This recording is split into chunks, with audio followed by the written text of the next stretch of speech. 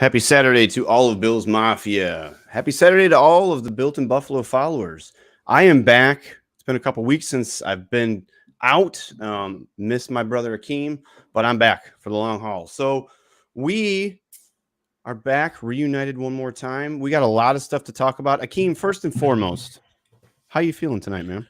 Reunited and it feels so good. Oh my God. DM3, I'm glad to Love have it. you back, man. I love my brother Lance. He did an excellent job taking your Absolutely. place in the Founders Pod.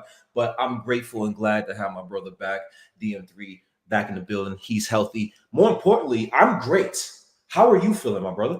I'm good, man. I'm good. I had pneumonia. For those that don't know, I was in bed for almost 2 weeks. Lost my voice. All kinds of stuff happening. But I'm on the mend. I'm good. I'm feeling good. I needed to be on here tonight. And for the foreseeable future. So Mm-hmm. Akeem and myself, we were not able to do the show together when the whole Stefon Diggs trade went down. So I do want to touch on that to open the show here in a minute. We have other topics that we really want to get into.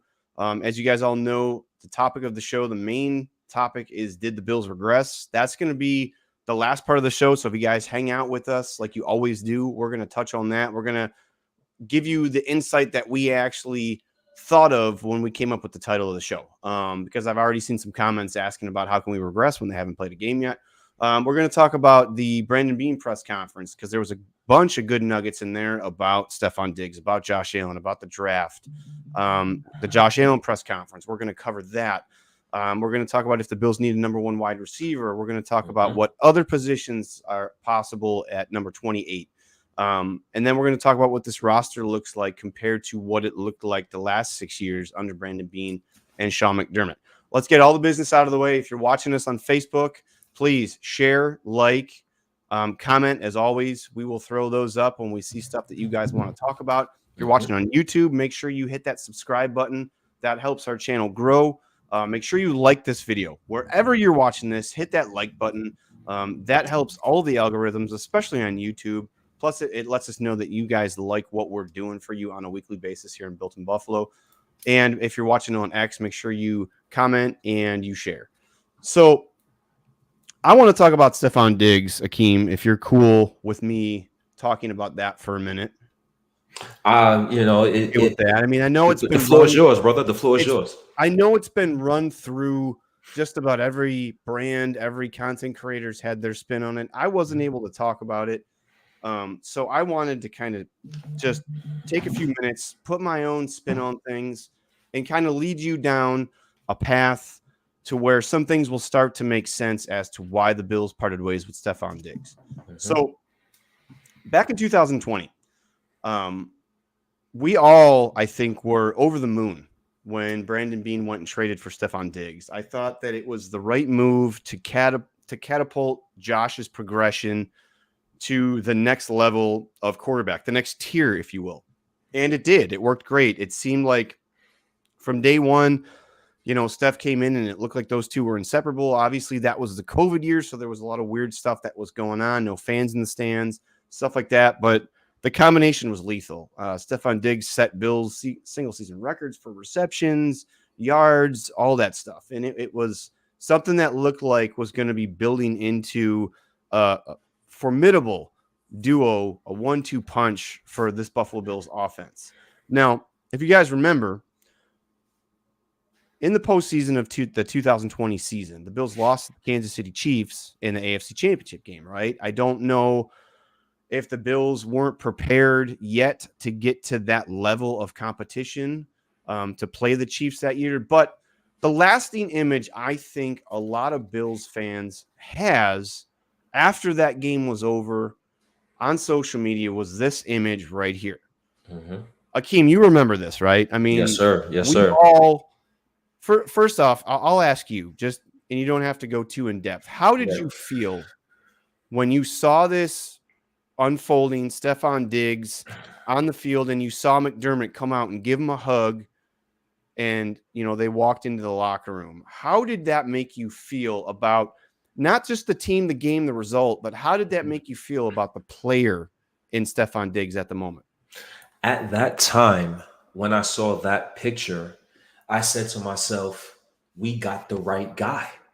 I said to myself, 100%. this is what you want to see from the best player on your offense besides the quarterback. You want to see the passion. You want to see him being hurt. You want to see him out on the field as a moment of clarity for the rest of the team. Like, okay, look at our leader, look at our guy here, and he's hurt. We're ready to go ahead and have this guy's back, and he's going to lead us to the promised land. He is a leader of men. That is the thought that I got when I saw Stefon Diggs come out and show that hurt and show that passion coming from him in 2020. And he even has come out and said later on that he didn't want defeat to derail who he was as a competitor. He wanted to stare defeat in the face, and he wanted to take it head on. And I think we all had feelings about him as not just a football player for our Buffalo Bills, but him as a person. Like we felt that. Like when McDermott came out, it made me feel good about McDermott. It, embracing his guys and being that shoulder for his guys. And it also made me feel good about Diggs. Like he wanted to win, and that's what we want. We want that alpha male that wants to win at all costs. And he put it out. He showed his emotions on his sleeve, right? Definitely. So fast forward to the next year, 2021 season. The Bills lose in arguably the greatest postseason game in the history of the NFL. The game where Josh went off, Gabe Davis went off. Steph in that game was non-existent, pretty much, if you will. Was even interviewed after the game saying, look, Gabe was doing his thing. I was just here to be a part of it as a decoy, what have you. There wasn't much of a riff that we saw between Allen and Diggs, either 2020, either 2021. Right? So then you get to 2022. The 2022 season, I think for a lot of Bills fans, was just mentally draining season with everything that took place with rescheduling games because of a snowstorm, the situation with Damar Hamlin. The team was kind of up and down. They went on a winning streak towards the end of the season. There was a lot of stuff that was going on. And we started to see some things. And if you remember this game, right here, again, Stefon Diggs, visibly upset and went over to coach, and coach consoled him. And then what happened? Diggs got a touchdown pass from Josh Allen later in the game. And this is also the game where we saw, after Bass hit that game-winning field goal, we saw Diggs and Allen embrace. And Diggs, he was like, thank God. And he gave him that warm embrace. Right there, I thought things were still okay. I'm like, okay, this guy wants to win. He's passionate. I wasn't even starting to think about the whole diva mentality that came when he was with the Minnesota Vikings. I just thought that this guy really wants to win, and he's a competitor, right? That's what we all want. We want guys that want to win games because ultimately we want to win a Super Bowl. But then the Bills lose to the Bengals the way they did, right? At the end of that season, right? And then we get this image. Right? This is the image that everybody wants to talk about, that we all talked about for months after the season, right? And right quick, I think at this moment, DM3 was where it obviously the tide started to turn, right? In 2020 and 2021, it felt as if Diggs was embracing losing with his teammates. And then in that moment there, it seemed like things shifted a little bit. It came from us losing as a team to kind of like, yo, what's going on with you guys? Why do we keep losing games? Carry on. And so that was the first season, and I see a lot of people in the chat are already asking to move on. We're gonna get there. I'll wrap this up here pretty quick.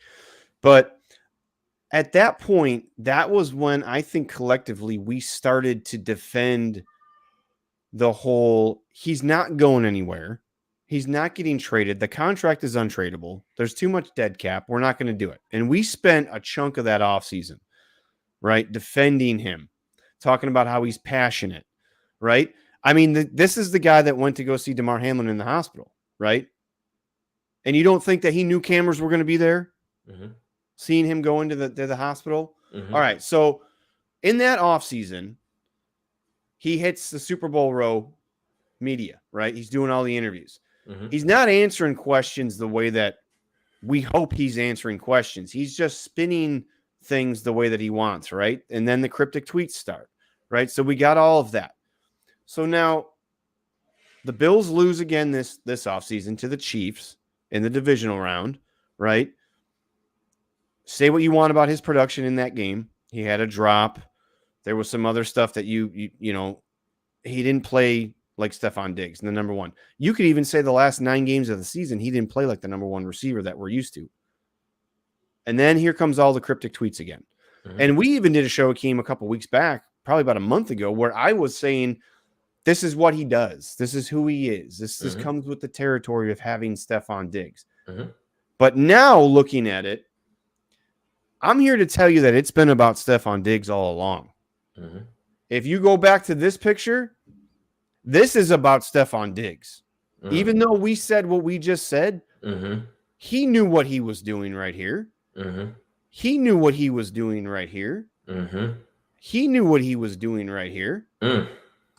It's been about him all along, and I finally think that Brandon Beane said either we do this now or we deal with this all offseason again, and we have to do it next year.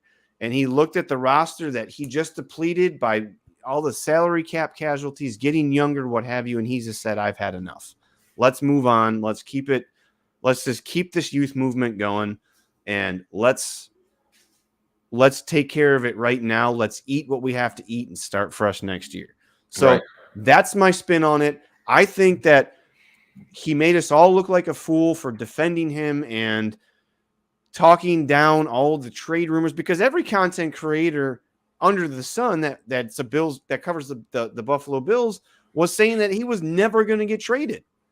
Never, because the dead cap. The no cap way. hit was No going way to be they would do untradeable. that. So, anyways, that's my spin on it. I wasn't able to talk about it when it happened because I was sick. So, thank you guys for going along this ride with me. I just wanted to prove my point that it's been about Diggs all along. We've freed ourselves of that. We're going to get into some other stuff, talking about the press conferences and how the roster is constructed, to kind of see how it feels like somewhat of a weight has somewhat been lifted off of that locker room. But yeah, so that's that. Akeem, anything you want to touch on that before we actually start the show and get going? No, man. I think you did an excellent job of proving your thoughts and your theory on why Stefon Diggs was about Diggs all along. So we can move on. Okay, cool. So where you want to start? You want to start with the Brandon Beane presser? Let's do it. All right. So I found this to be a little bit more telling than the presser he had post, the Stefon Diggs presser that happened obviously right away.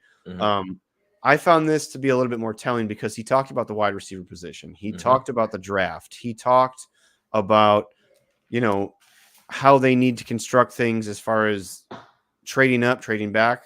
He talked about how the roster is currently constructed. He talked about a lot of stuff that is very important to what's about to happen.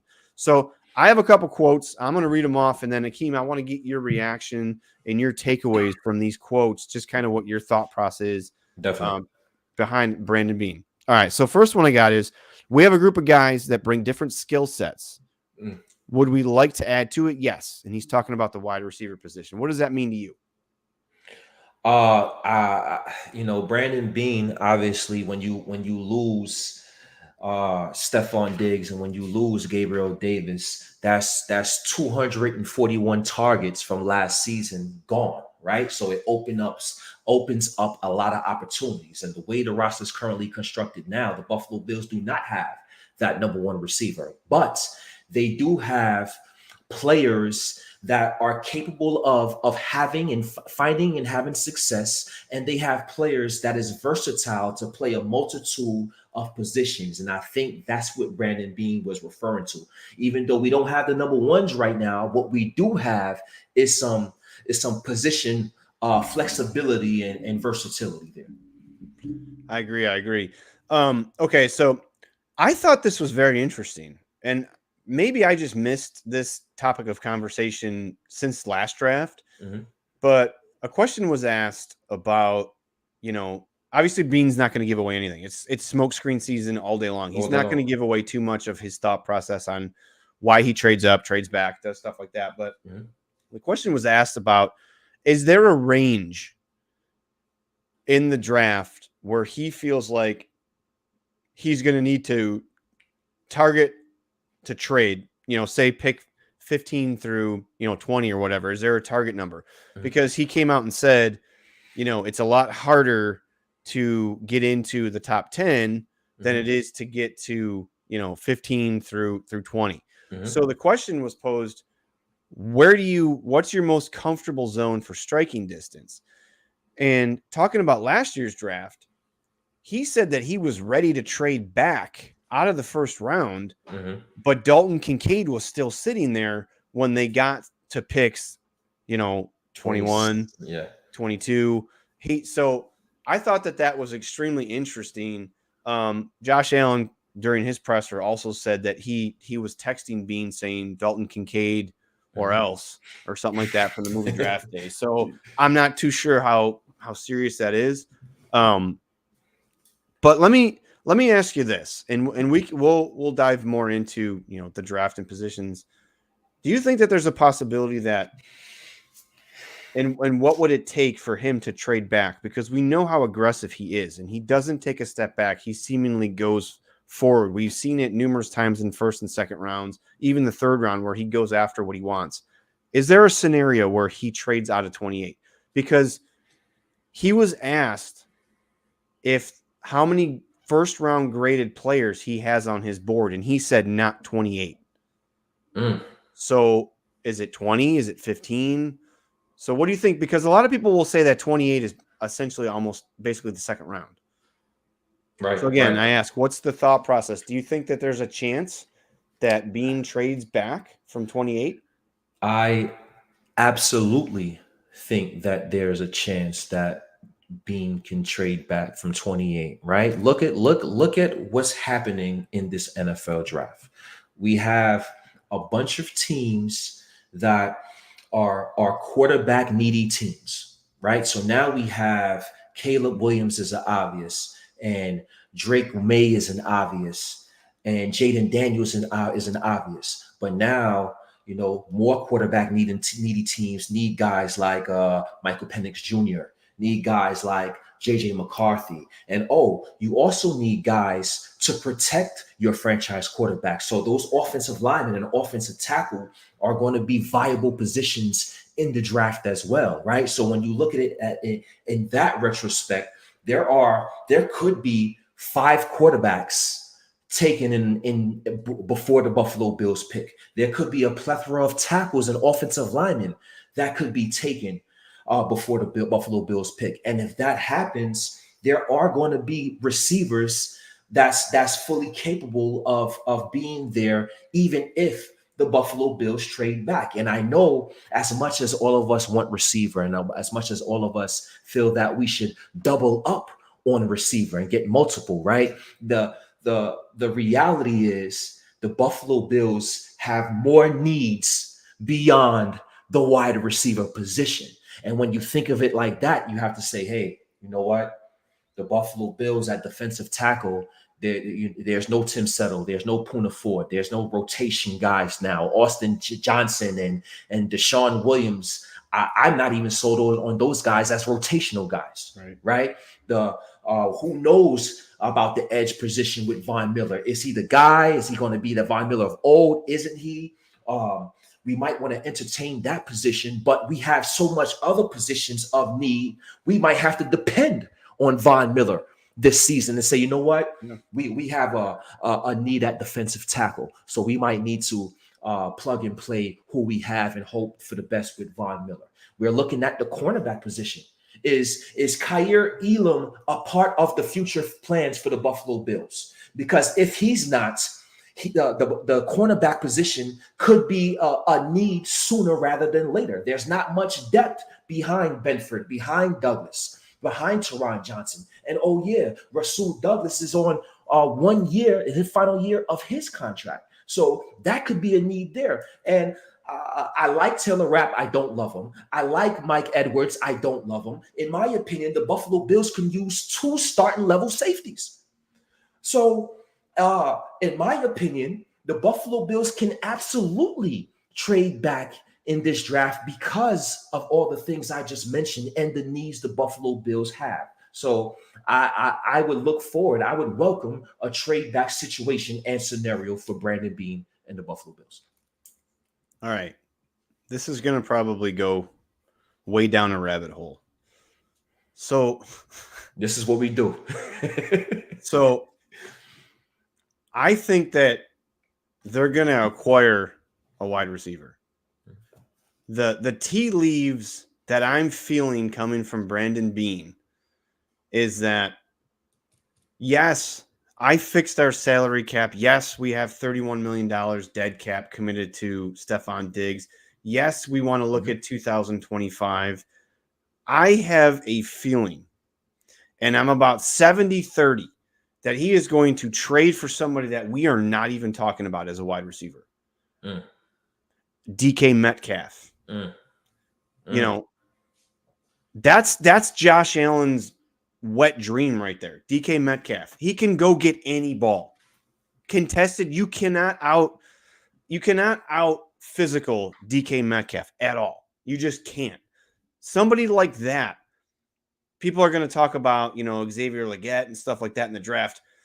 You get a surefire thing for Josh, and then you don't have to worry in round one. And you can trade back, like you said. You can acquire some day 2 picks. You can acquire, you don't have a third now because you traded it for Rasul Douglas. You can draft a guy in the second that fits what you want to do. Maybe he's a rack guy. Maybe he's a guy who's more versatile. Maybe he's a speed guy.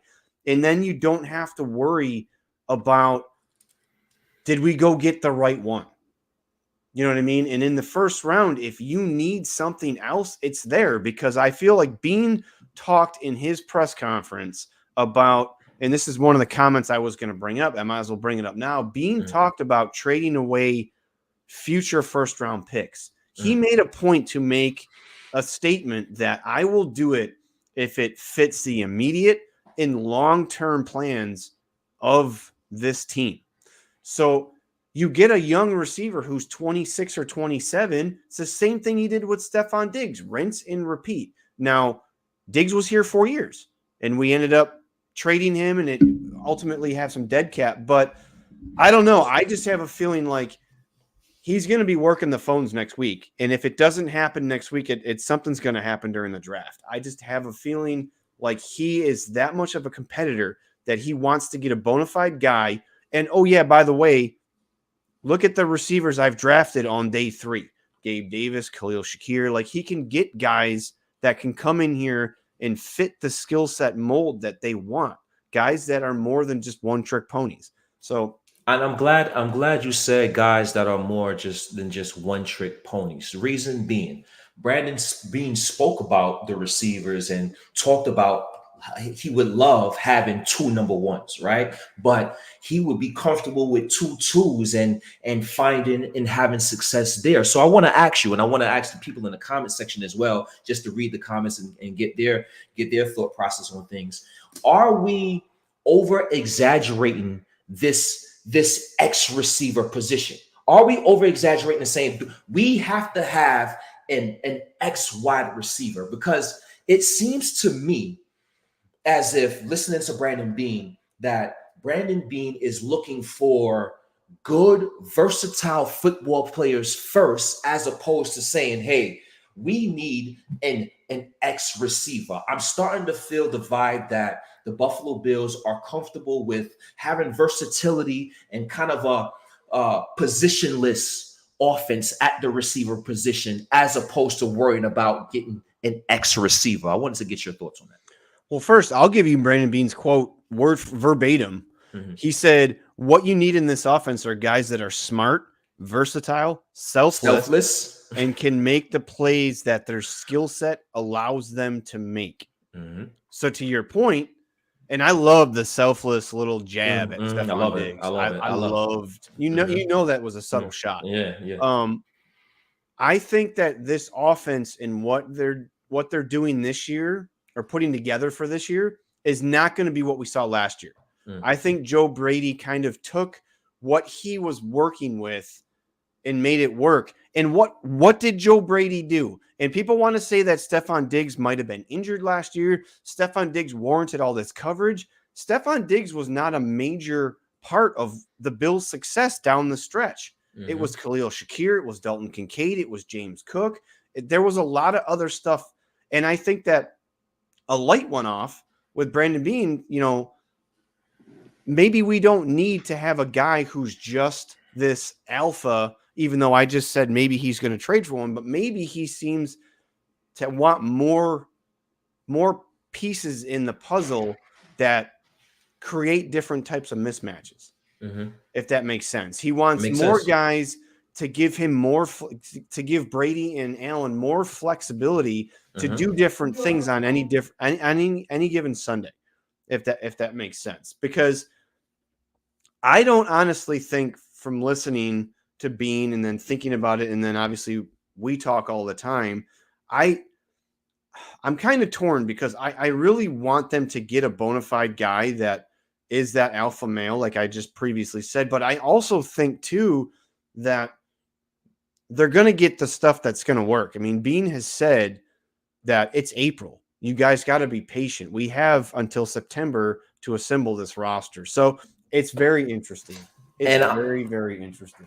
And I, obviously we want to deep dive a little bit more once we get into other stuff, but it seems like, excuse me, it's like the evolution of the Buffalo Bills during the Sean McDermott and the Brandon Beane process. Early years with the Buffalo Bills, when we had the young quarterback and we was aspiring to become a perennial playoff contender, we needed guys around Josh Allen to further his progression, further his process, speed up his gameplay and his ability, right? So that's why alpha number one wide receiver was needed in Stefon Diggs, and the weapons of Cole Beasley and John Brown and Emmanuel Sanders was needed to speed up the progression of our young franchise quarterback. But now with the evolution of the Buffalo Bills, leadership gone, a lot of core veteran guys that we accustomed to seeing in the Buffalo Bills uniform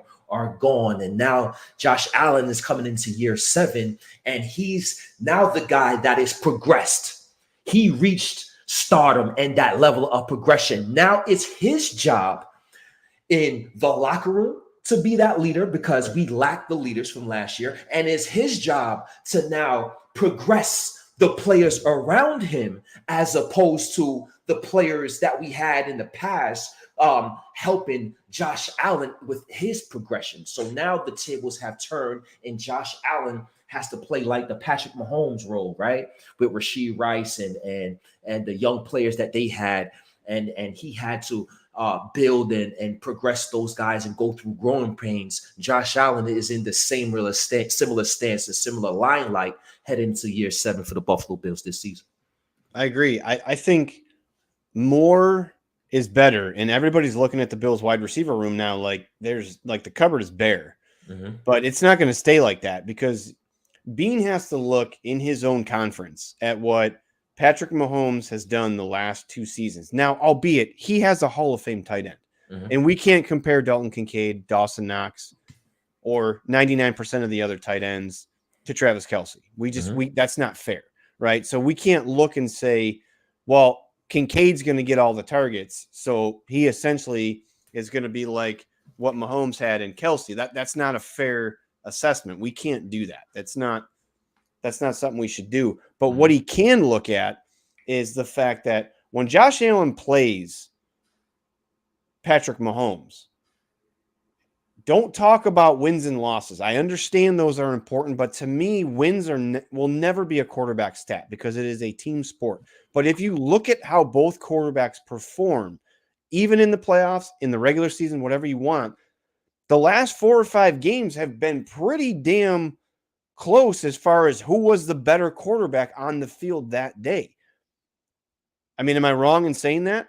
Not at all. If you're Brandon Beane and you're looking at the fact that, all right, we have a guy in Josh Allen who can compete with Patrick Mahomes, what was the ingredients? What was the success that Mahomes had, and how did Andy Reid construct that offense? Now, We don't have an Andy Reid. Mm-hmm. Not going to lie. We have a defensive-minded head coach. Mm-hmm. Good head coach, but he's not a guy who can turn a little bit of something into a whole lot of everything, right? We have a guy who's defensive-minded. So we're going to have to look at Joe Brady and see how that turns out. But if Beane is in the thought process of how he's been the last 4 or 5 off seasons, what are the Chiefs doing? The team that's won 3 of the last 4 Super Bowls. What are they doing to be successful? They didn't need to pay a wide receiver $28 million a year. They have pieces that fit schemes. They have pieces that are almost like role players. They have decent players and some slightly above average. And then you have Travis Kelce, right? So the one ingredient that's missing is obviously the Hall of Fame tight end. But I mean, a couple more quotes from Brandon Beane. Not having a number 1 wide receiver doesn't mean we can't have success on offense. When asked about, does Josh Allen need a player like Stefon Diggs as far as a number 1 alpha? He said it's not required for Josh Allen at this point in his career to have a bona fide number 1. Doesn't mean he's not going to get him one. Right. It means that where Josh Allen is in his trajectory, and I think we can all agree Josh Allen's not done progressing. I don't think there's going to be a ceiling until he's in his late 30s, and then I think we'll see the ceiling. But I don't know. I think I'm torn because last year they went heavy offense in the draft when we all thought, haha, this is the year that they're not going to address the offense again and they're going to go DT in first round. And Beane won offense. He got a tight end / pass catcher, and he got an offensive lineman that they needed. So Beane's the king of smoke screens, man. I don't know if he still has it set on what he wants to do. He says he gets input from Josh. So it's about it's going to be about the skill set of the players in this draft. You know, that's what I don't think it's about. Of course, we would love a number 1, or if we can't get a number 1, number 2. But what Brandon Beane said is, can we get players that can perform in the skill set that they're good at, whether that's 50-50 balls contested, whether that's rack ability once you get the ball in space. So I think that is what the Buffalo Bills should identify as a theme in terms of how they're drafting in their offensive philosophy. They need to attack players that have an above average skill set, even if they're not a number 1 receiver. If they have an above average skill set, we can work with that, and we can work with a multitude of different players that have different skill sets that will be equivalent to a dangerous offense run by Josh Allen. So I think that's the goal for the draft and the offense for the Bills. I mean, if you look at how Beane has grown this team and how he's constructed the team from 2019, he went out and got John Brown. He went out and got Cole Beasley. One guy is a speed guy who can do some other stuff, a little bit of other stuff. Excuse me. And then one guy was your slot guy who was third in Beasley, right? So he looked at, okay, well, what's the next progression of this offense? The next progression of that was get him an alpha male so that he can go from here so Josh can go from here to here. Well, Josh Allen is currently here. Like, you can't even see it. He's currently there. Are there some things we want him to clean up? Of course there is. But I think that if you look at how Josh Allen performs under pressure in the postseason, that's who he is. And he needs a supporting cast that, like he even said in his presser, which I guess we can lead right into that. He said that it's frustrating because he knows that they've been able to play with just about everybody. They've been able to compete with the Chiefs. I feel like, say what you want about the Super Bowl, I feel like the Bills gave the Chiefs their toughest game of the postseason. I really do. I feel like they were extremely fortunate. The Chiefs were extremely fortunate to come out of Buffalo with a win that game. A couple things go a couple different ways, and the Bills win that game. And I saw a comment I put up that it's not been the Bills' offense that's been the issue in the postseason, and it's absolutely 100%. So we know that Josh Allen is an alpha as far as where the quarterbacks are in this league. We know that he just lost Stefon Diggs. We know that maybe it was warranted, right? A couple quotes from Josh in his presser. One thing I want to say about Josh Allen and the maturity that we've seen from the day he was drafted to where he's at now is whenever he responds to any kind of question that a media member is trying to get a negative response out of him, he takes the high road 100% of the time, or he blames it on himself, because that's what franchise quarterbacks do. The face of the franchise is supposed to absorb all that, right? And he's supposed to understand that I'm out in front of the camera. I'm the one that's, defending our team. I'm the one that's out here answering these tough questions. But he said, I can't thank Steph enough for how hard he worked and everything that he taught me. I will always have a spot in my heart for Steph, and I love him like a brother. Mm-hmm. Now, those kind of comments, I don't think we're going to see from Stefon Diggs. Now, I could be wrong, but for a guy to, he didn't have to answer questions that way. Mm-hmm. It just proves where he's become or what he's become to this team. Mm-hmm. What did you think? And we'll go a little bit more in a couple things that Josh said. What did you think about those comments about Steph? Do you think that it was just high road? Do you think that he was being honest and truthful? Because he did have a comment in there about, did you get a phone call? And he said, or I got a text, but he was 100% wanted to include the fact that he sent a text to Steph and Steph texted back. So he mm-hmm. threw that in there. So mm-hmm. What do you think about all that? Is that just water under the bridge? Should we just move on? What's your thought? I think Josh Allen is doing exactly what a franchise quarterback should do. You like he said, the numbers spoke for themselves. And in 4 years, he all pro, 4 Pro Bowls, over 100 receptions, over 1,100 yards, just big numbers all 4 years. And Josh Allen is appreciative of that. And I'm glad that we can recognize him as somebody that's embracing the fact that this guy, whether we had a great relationship, whether we was best friends or not, he helped me progress throughout my career. So I'm glad he said that. Who knows what Stefon Diggs may or may not say, but he's no longer on the team. So I'm only concerned about what my franchise quarterback has to say, and I'm glad he said what he said. And now we can properly move on, right? There's no bad blood. We'll see Houston later on this year. Whenever the schedule comes out, we'll find out. And it's going to be early in the year on primetime. Yeah, and then 100%. We'll have further discussions about Josh Allen, Bills, and Stefon Diggs when that game happens. But right now, I think he did the right thing, and it's now this was like closure from the Stefon Diggs, and now draft is coming up. It's time to move on and start ramping up for new beginnings for Josh Allen and the Buffalo Bills. One comment that he did make that I really liked, and it kind of resonated a lot with how we're gonna, how we're constructing the show. And he said, "This is an opportunity to become a different version of the Buffalo Bills." Now, I tweeted out yesterday or the day before that I feel like Josh Allen, the aura around him, how he's carrying himself, how he spoke about being a leader, how he spoke about Brandon Beane, Sean McDermott, the players in the locker room, the young talent that is on the team, and the young talent that's going to come on the team. Do you feel like there's a aura not just around Josh, but the team kind of feels different? I mean, I know it's only OTAs and it's April, and we haven't seen practice, we haven't seen training camp, we haven't seen preseason. Do you think that there's been somewhat of a weight lifted from this team in this locker room, and the guys can be a little bit more free to be themselves? I'm probably not phrasing that the right way, but no, I see where you're going.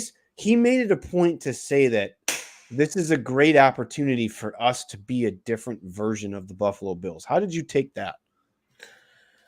And it's interesting, right? I took it as this is an opportunity to be a different version, and this is an opportunity to be a different version of myself, Josh Allen, as well, right? I think that Josh Allen has to show different intangibles this year that he hasn't shown or didn't have to show in years past because of the leaders and the veterans and the older guys that we had on the team. I think this year, Josh Allen has to show an intangible of playing smart football consistently, right? Because we had veteran leaders around Josh Allen that didn't make as much mistakes. So Josh Allen made the mistakes, enough mistakes for everybody. You know, if I'm calling a spade a Facts. spade. Facts. But now, if you want to have the youth movement and you want to have rookies and you want to have possibly seventh round guys make the team and young guys make the team and young guys to be hopeful, hopefully develop as core players. These young guys are going to go through growing pains. These young guys are going to make mistakes. So now Josh Allen has to show an intangible not to compound the mistakes that's probably going to be made by the young guys. So I think Josh Allen has to realize, hey, how can I be better in terms of being consistently smart with the football each and every play? Because now, if I make mistakes and it compounds with our young guys' mistakes, our season can possibly go left. Well, I don't know if this is your left or my left, but you know what I mean, left, Yeah. right? So I think that's going to be important for the Buffalo Bills as a unit, as a team, and important for Josh Allen as an individual. Showing intangible of being consistently smart with the football, play in and play out. So, and we talked about this before we came on. And I've been thinking about this for a little while now since the Diggs trade. Is this, and I don't know if he has it in him. I don't know if Josh Allen has this mentality in him. Is this where we may get a version of Josh Allen that is more, yes, he's talking about being a leader. Yes, he's talking about, doing more than just being one of the guys in the locker room and the goofy dancing and all that stuff. Is this where we see a version of Josh Allen? Because he is becoming one of the most tenured players on this team. He's entering year 7. Yes, there are some veterans, but he's been on this team going on 7 seasons now. Is this the time where we start seeing more of a in-your-face type of leadership? I mean, I don't think it'll ever get to the point where, like, Tom Brady outright yelled at his players and Aaron Rodgers just would outright yell at the coach. And we saw disagreements between him and his head coach.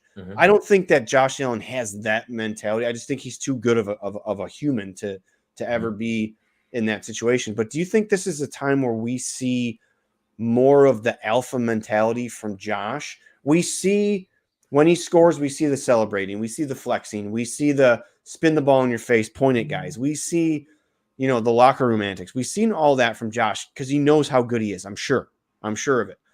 But is this where we see more of the alpha male leadership aspect from Josh Allen because there is not another guy around him that he has to be worried about personality clashing, and he has to be worried about experience factors, and hey, this is my team now. I'm the guy that is leading this team into the future because I've been here the longest, I've been through the most, and I am the face of this franchise. Does that make any sense? It makes perfect sense, and I absolutely agree with you. You're absolutely right.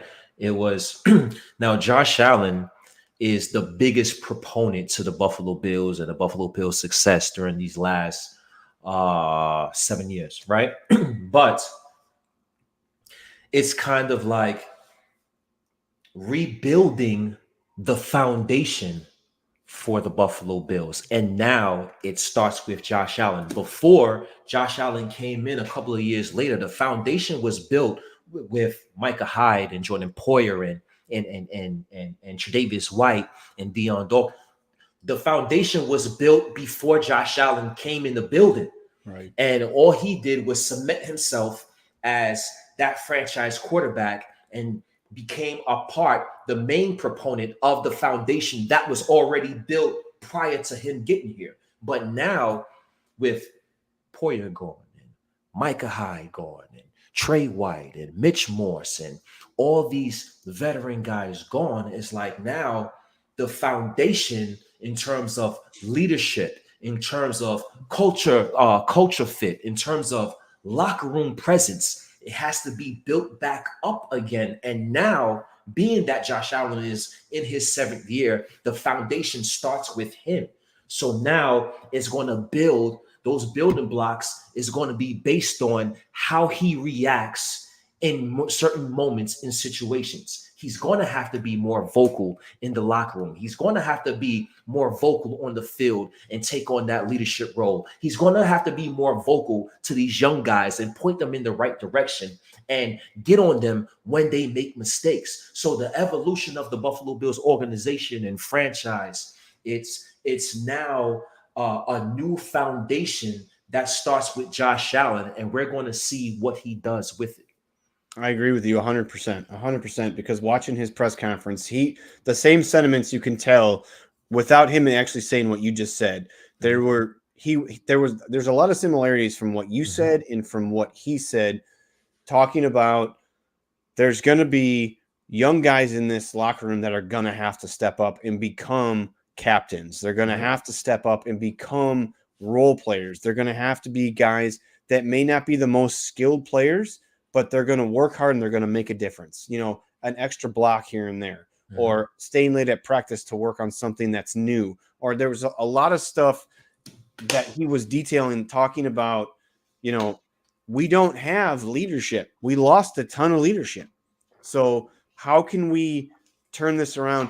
And to me, if you look at a lot of great quarterbacks throughout their careers, a lot of great quarterbacks that have stayed with one organization for an extended period of time, like Ben Roethlisberger, for example. Like, how many different teams were put around him where he didn't have the same wide receiver from his rookie year until when he retired? No, he had different number ones, number twos, tight ends. And I think we're entering the stage of Josh Allen's career with the Bills where it's like a second team almost is coming in. And yes, it's a youth movement, but Josh Allen, everybody's going to be looking at him like he's the head of the class, and everybody's looking at him like, okay, which are we supposed to turn left up here? Are we supposed to turn right up here? Like, which way are we going? Like, you know what I'm saying? So I love it. Before we get into our next topics, please smash the like button. If you're watching on YouTube, hit that notification bell. That way you get notified when not just the Founders Pod goes live, but when all of our shows 7 days a week are live on YouTube. Please subscribe. If you're watching on Facebook, you make sure you share this, like, comment. Same with X. If you're watching on X, comment and share this. So, all right. You talked a little bit there at the end about how the roster looks now, and all of the players' experience, leadership that we lost. Let's take a minute and look at how this roster is constructed now as opposed to what we've been used to for the last 6 years. Is that cool if we take a few minutes to kind of look at that? Let's do that. Because I feel like the title of the show is Did the Bills Regress, which we're going to talk about a little bit more in depth. And if you look at the Bills from a leadership standpoint, not just experience, not just playing time, not just playing together, not just time tenured on the Bills. If you look at the leadership aspect, and you named a few of the guys, the captains are almost all gone from last year's team, right? Say what you want about the specific player, their skill set, their age, what have you. A lot of how Sean McDermott, Brandon Beane structured this roster from day one, more so McDermott year one, and then obviously when Beane took over as GM, it's all about culture, leadership, locker room. The human element has been taken into it. Where do you think, if you look at this Bills roster, top to bottom, and you stack it up against any of the rosters from the last 6 years, where do you think the biggest difference is as far as what's missing from who the Bills have now? I know that there's still time to get the roster to 90 with the draft and stuff that'll happen after that with free agency, but where do you think this roster's at compared to rosters of previous years?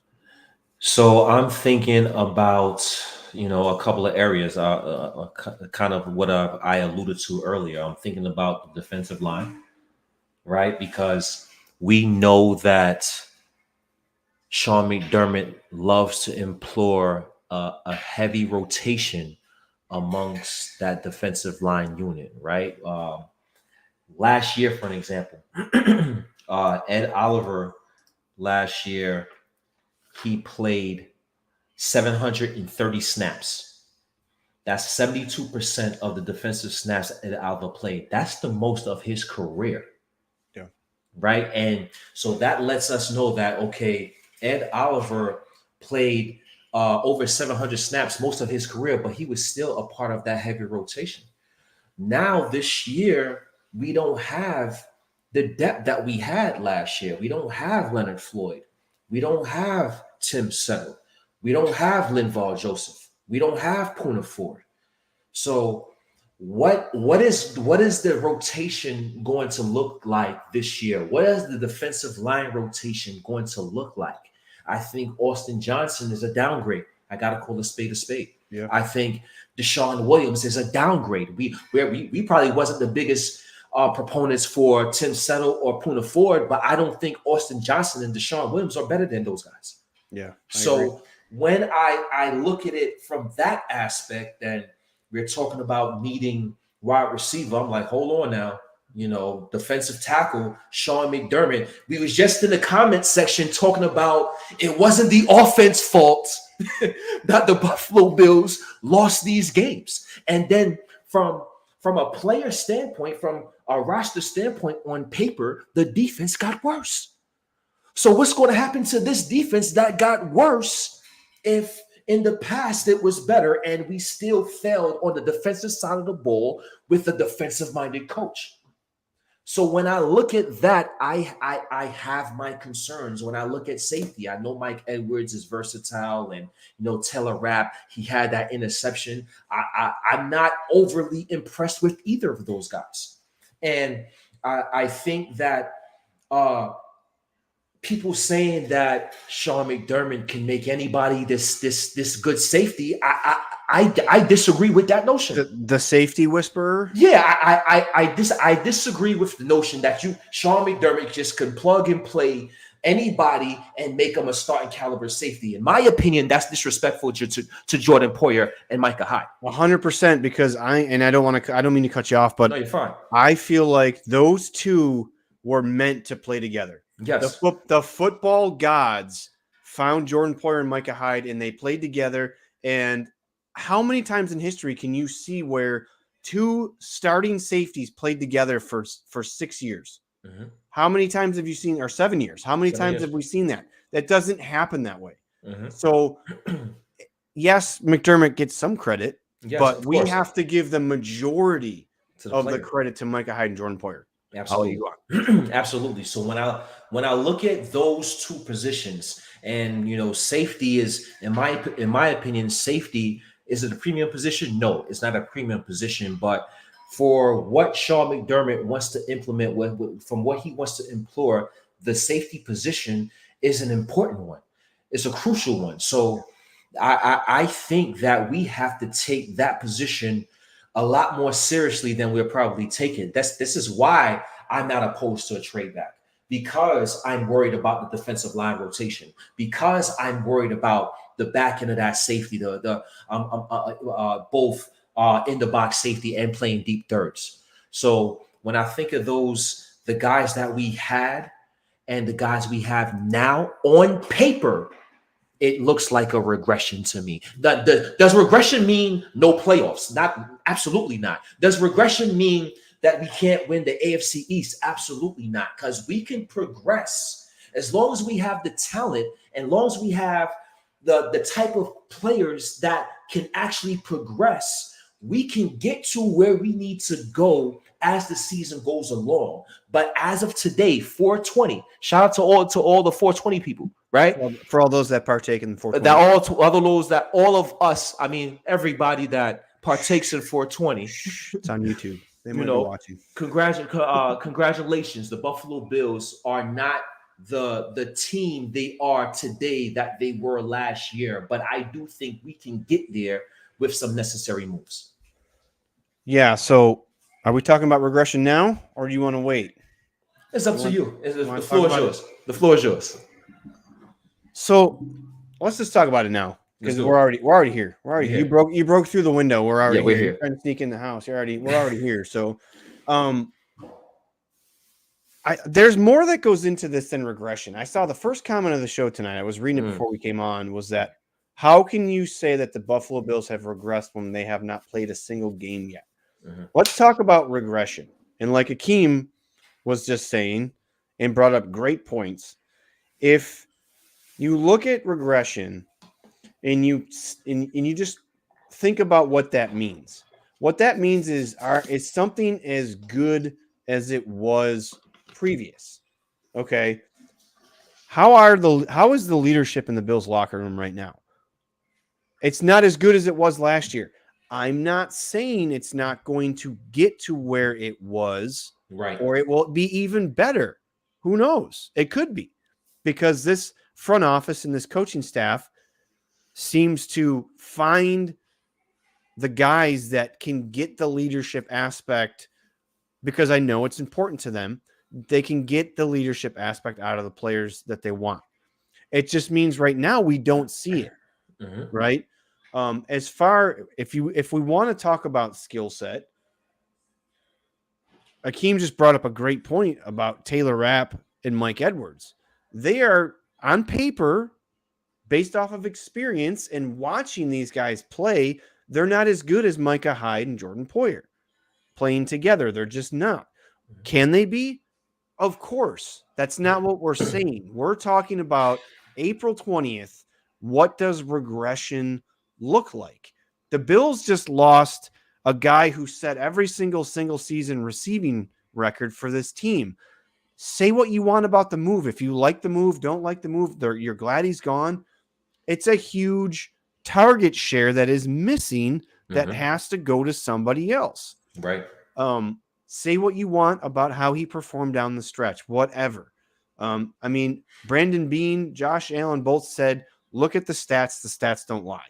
Mhm. Um, talking about Mitch Morse, right? Mhm. Josh Allen said that he was one of the 2 or 3 most kindest humans that he's ever met.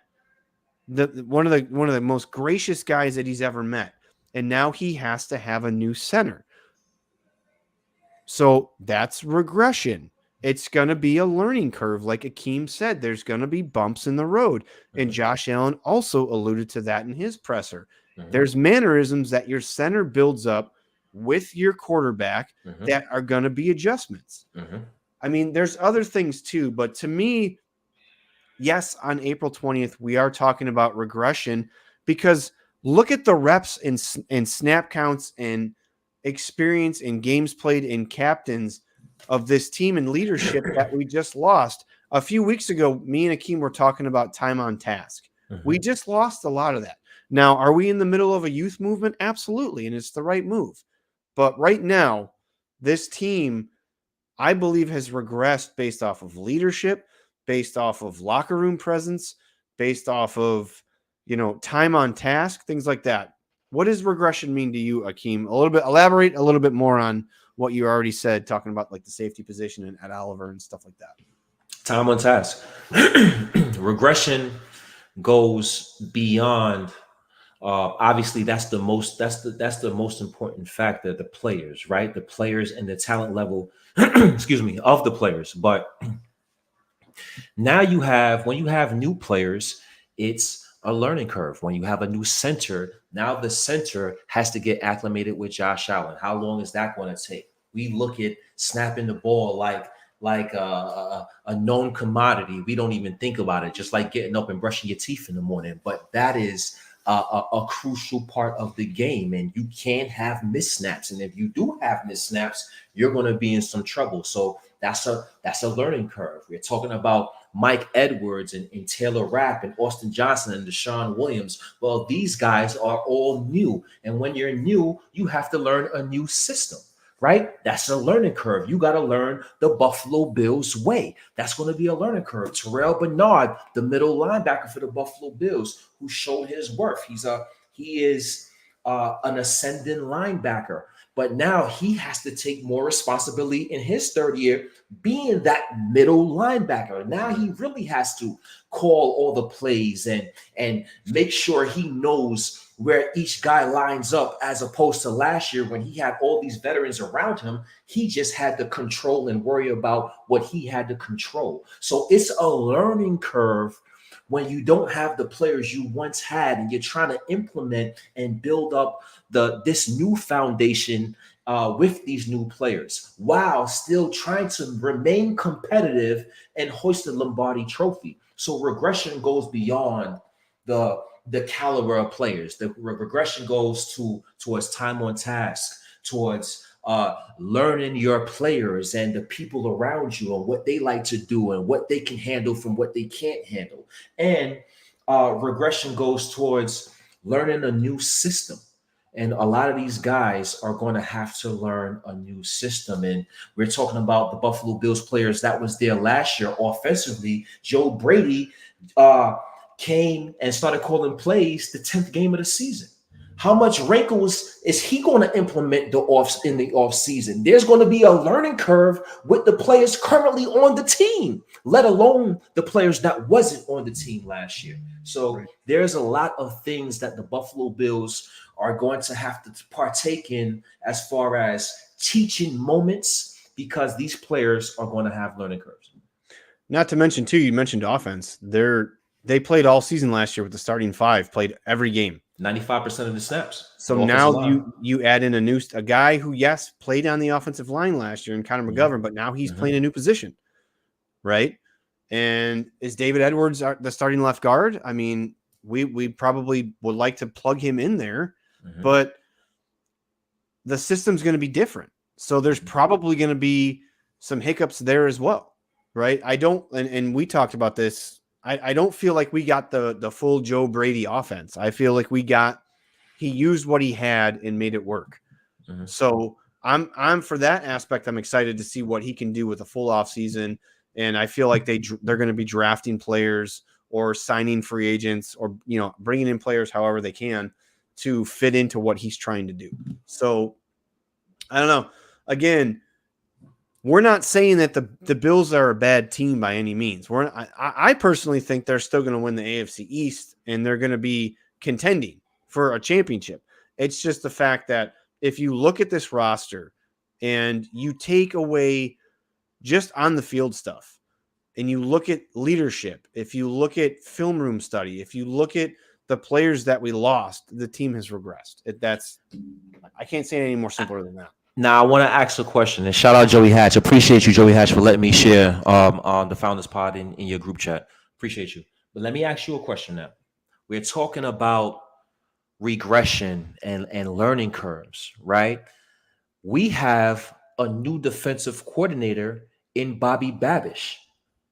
Who's calling plays there, right? Is it going to be Sean McDermott? Is he going to continue to call plays? Or is Bobby Babish now going to go call plays? And now what's the thought process on that? Is there going to be a learning curve because Babish, he's been a part of the Sean McDermott system, but he's a different individual at the end of the day, and he's going to want his own philosophy and call the plays his way. So is there going to be a learning curve with the defense this year because of the new defensive coordinator? I wanted to get your thoughts on that. I know Sean McDermott said that's not a question he's willing to answer now. He want to get to camp before he comes up with that decision. But what do you think in terms of calling plays with this team the Buffalo Bills have? What's your thoughts on that?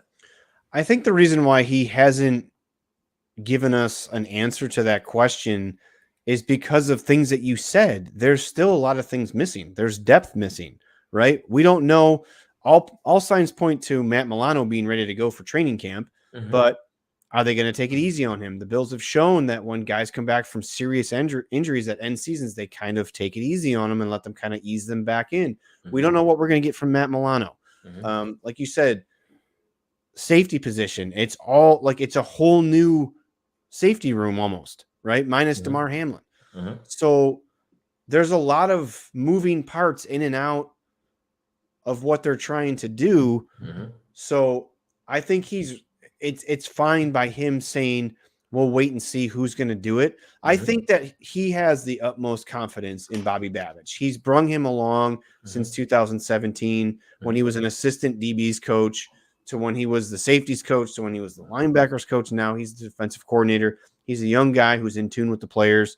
And if you look at all the players that he's coached, I'm not saying he's the sole reason why they played at that level, but he's coached Micah Hyde and Jordan Poyer, all pros. He's coached Terrell Edmonds, all pro, right? So, Mhm.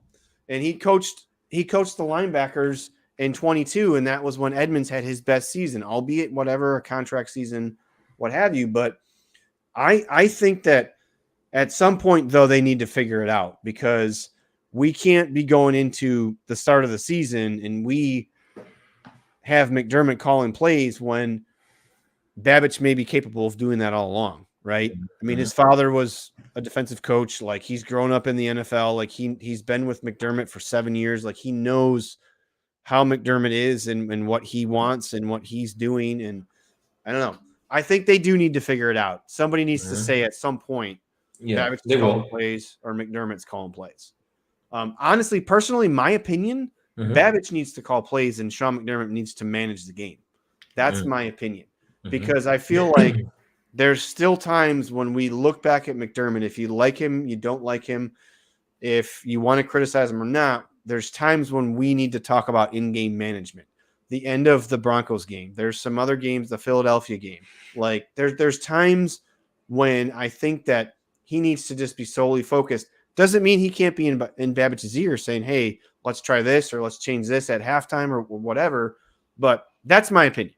Mhm. That's just my opinion. That's my 2 cents. And I see a lot of people in the comment section talking about injuries and how the Buffalo Bills is injured. That I think that while unfortunate, I think that is part of the process in a combative sport. And that's why it's like it's tough to win a Super Bowl. It's tough to win a Lombardi trophy because all the pieces have to fit at the same time. The Buffalo Bills was not injured in 2019 when they lost to the Houston Texans. We was young. They had a young quarterback. The Right. Buffalo Bills was not injured in 2020 when they lost to the Kansas City Chiefs in the AFC Championship. The Buffalo Bills was relatively healthy in 2021. So the Buffalo Bills, we've had 5 straight years with double-digit seasons. We didn't have injuries all 5 years, right? But at the same time, everything has to click. Everything has to go together. The young guys have to progress. You got to have enough of your main staple guys healthy and playing in order to compete and win. So the Buffalo Bills didn't have all the things connected at the same time during any of these runs. And that is ultimately why we've been losing and coming up short. So I don't think it's just because of the injuries. And on the flip side of that, and people aren't going to like this, but do we complain about beating teams that have key injuries? When we beat teams that Mm, have players that are mm. starting caliber players that don't Touche, play, we touche, don't say a thing, right? touche. We beat the Dolphins in the playoffs, was a couple years ago when Hmm. they didn't have Tua, Hmm. right? So I mean, I'm not saying anything about Tua. I mean, this is not about that, but if we beat teams that don't have starters, we don't say anything. We just keep it moving, because yes, it sucks to lose Micah Hyde. Then next season, or Tre'Davious White, and then Micah Hyde, and then Von Miller, and then next season you lose Matt Milano, and then in the postseason against the freaking Chiefs, you Hmm. have Terrell Bernard out, and you got Rasul Douglas out, and you got Christian Benford out, and you got all these guys dinged up. I get it. Injuries they suck, but they're a part of the game.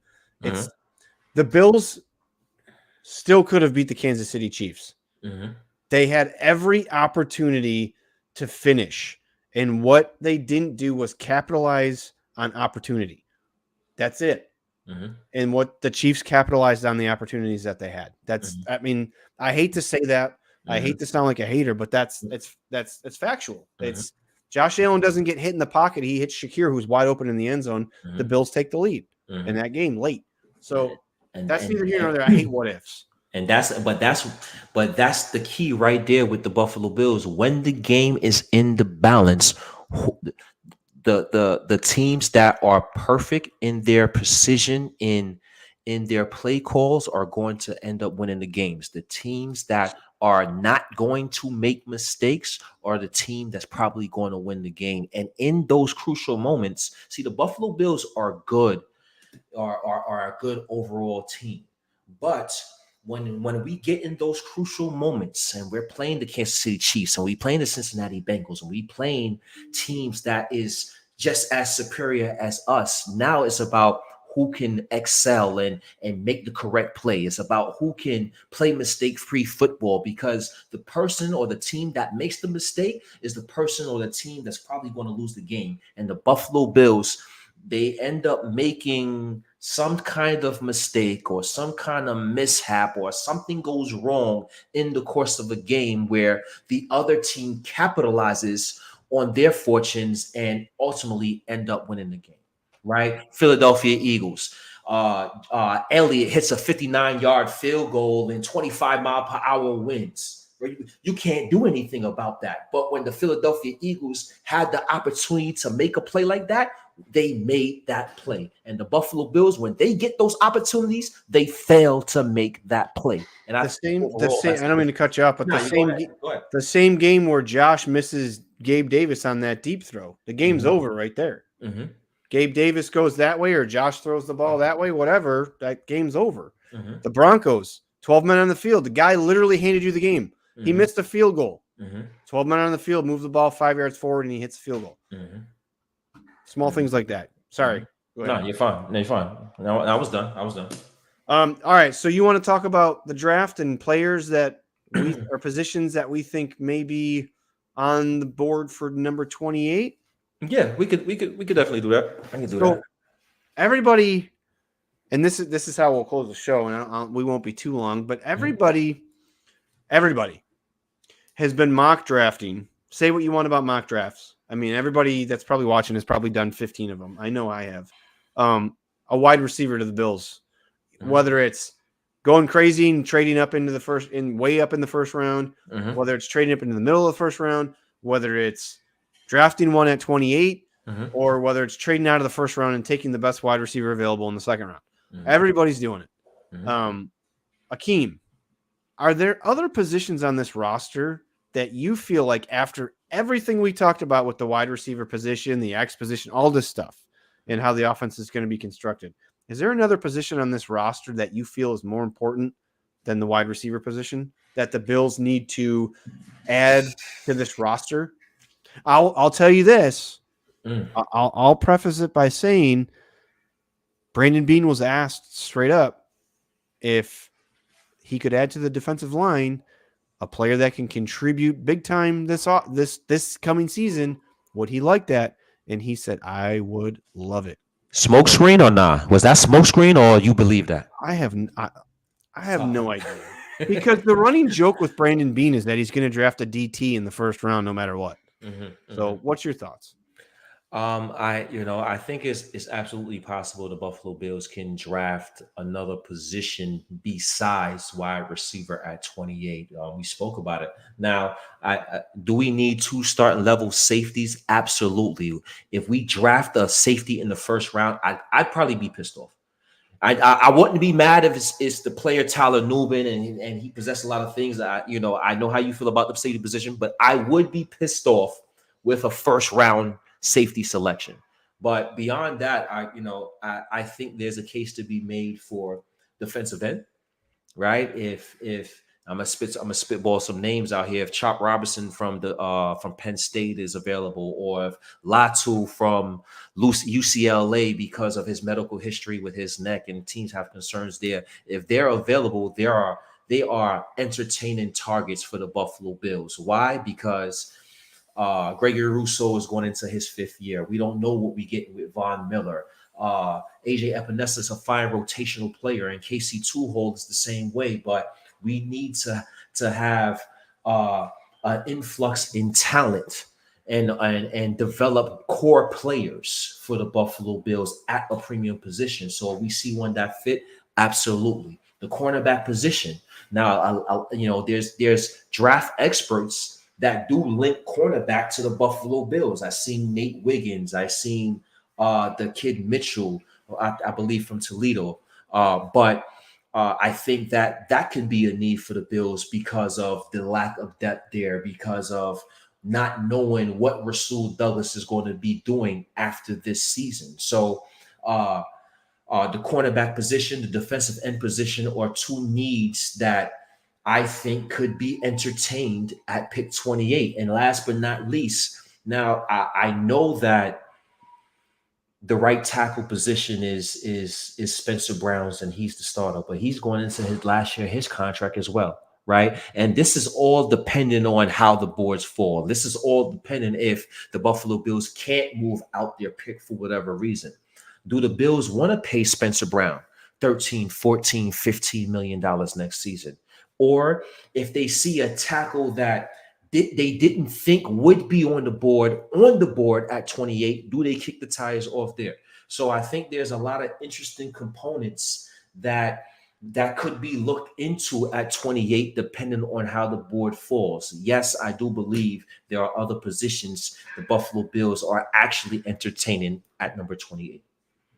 I couldn't agree with you more, other than the fact that defensive tackle, to me, I know Daquan Jones, we got him for 2 years, but he's coming off a serious injury. Mm-hmm. And he's not 25 years old anymore. And I've been pounding the table for this for a month now, at least. Like, get the heir apparent to Daquan Jones, let him get into the rotation, Mm-hmm. and let him be next to Ed Oliver for the next, 3-4 years. Mm-hmm. And I know how Brandon Beane and Sean McDermott love their defensive tackle rotation, Mm-hmm. because what's going to end up happening is if they don't address it in the draft, unless they do later on, they're going to do these 1 year, $1.3 million deals for guys. And we're going to be doing this conversation all over again next year. Mm-hmm. And we have to knock on wood that Ed Oliver stays healthy. He has not had an injury that I'm aware of where he's missed consistent time in a Bills uniform. Uh-huh. So if something, God forbid, happens to Ed Oliver, this defensive line is in trouble. And one thing that seems to have been a constant in the Sean McDermott era, as good as this Bills defense is and has been, the run defense can always improve under Sean McDermott. Always. So bringing in a defensive tackle that creates issues, even if he's a depth guy to start, for backing up Ed Oliver and Daquan Jones, that's something they need. And like you said, I firmly believe edge defender too, because the way Beane talks about attacking the quarterback is something that the Bills lack. I mean, they lost Leonard Floyd. He led the team in sacks last year. We don't know what, like you said, what we're going to get out of Von Miller. I have a sneaky suspicion the way everybody, Josh Allen and Beane and McDermott, have been talking about Miller, that he looks really good. And he's probably not going to be the Vaughn of old, but he's probably going to be a really good version of Von Miller. And then you got AJ Epinesa and Casey Tuhill. Other than that, I don't know where the sacks are coming from. Greg Rousseau is good against the run defense. The run defense. So I see a comment in there talking about they wouldn't even entertain that 5th-year option for Gregory Rousseau because they feel that he's a run stopper. But when I looked at certain statistics, he does pressure the quarterback some, even though it doesn't show on the sack sheet. He only had 5 sacks last year. He does pressure the quarterback some, and we're going to see what this year holds for Gregory Rousseau in terms of his pass rushing development. But DM3, you're absolutely right. We can always use that defensive line help, defensive interior help. Bills gave up 4.4 yards per carry last year, 25th in the NFL. Yeah, and what is having a better, and I said this a few weeks back, having a defensive line that you can count on, not just for getting after the quarterback, but helping stop the run, that makes your linebackers that much better. When you have a really stout defensive line, the front four, the back seven, and I'll say this until the day I'm dead, the back seven absolutely takes advantage of having a good front four because they are not going to be relied on nearly as much. Plus, you can have your linebackers. You got a freaking Matt Milano. You got a freaking Terrell Bernard. they can do whatever they want. You can have them on the line. You can have them off the line. You can have them spying on players. You can have them do whatever you want them to do because you're disrupting the offensive line with your front four. So that's – and plus, on top of that, you are going to want to figure out how to bring along your safety tandem, whatever that is, the two guys under contract now, somebody you draft, somebody you pick up later on in free agency. You're going to want to help support that with a strong defensive line. You want to get after the quarterback and get him off of schedule so that you don't have to rely so much on the back four to be making up, because the Bills have been very fortunate. They had Rasul Douglas after Tre'Davious White went down. Christian Benford played really well. And then you had Poyer and Hyde. So you always had a DB room that was able to make up where quarterbacks were basically back there picking you apart because there was no defensive line pressure. On top of the fact is we need to stop the run. Can we just stop the run? Stop the run? Yes. So that's all I got on that topic. Akeem, anything else tonight?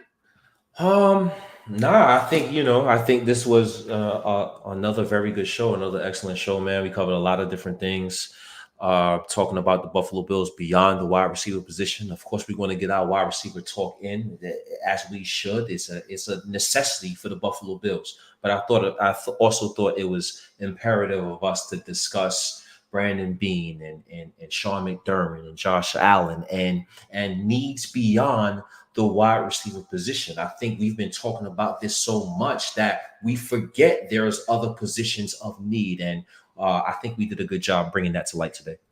Yeah, I agree. I'm glad I'm back. I mean, I know it's been a couple of weeks since we've been able to do a show. Next week, we get to talk about who the Bills drafted. So I'm really looking forward to that. Thank you to everybody. We had over 500 watching between all platforms. Thank you to everybody that hung out. I see a lot of people in the comment section. We're here for the entire show. I appreciate you guys. I appreciate supporting what we're doing here on the Founders Pod and at Built in Buffalo.